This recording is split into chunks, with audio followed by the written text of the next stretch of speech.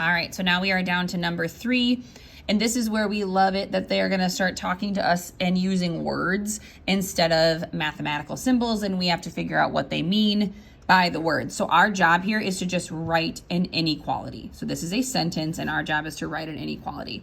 So we're going to look at this, and it says 3 less than. So I immediately know that 3 less than is going to be a minus 3. I just write that down right away. 3 less than a number y. Okay, so my number is y, is less than 8. Okay, so it was a number y. 3 less than a number y is less than 8. That's it. We're going to move on to the next one. The product, and we have to know that product means multiplication. A little reminder for you. The product of negative 12 and a number p. So we're going to multiply negative 12 times p is at least 24. At least.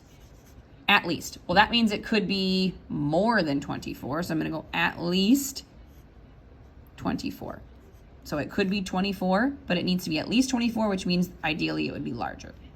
Okay, so that's that one.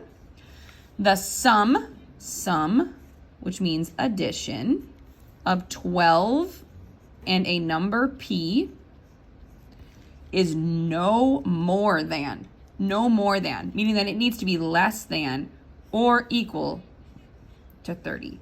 No more than 30 means it could be 30, but absolutely could it not be more than 30. So 12 plus p is less than or equal to 30. There's one more of these on the next page, so let's flip.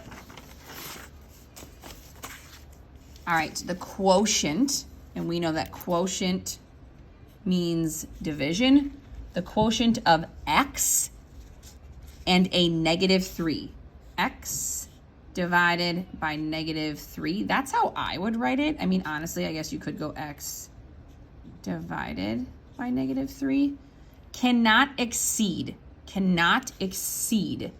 which means cannot be larger than, cannot go over 15. So it needs to be less than or equal to 15. And if you wanted to use this one down there, it would be the same thing.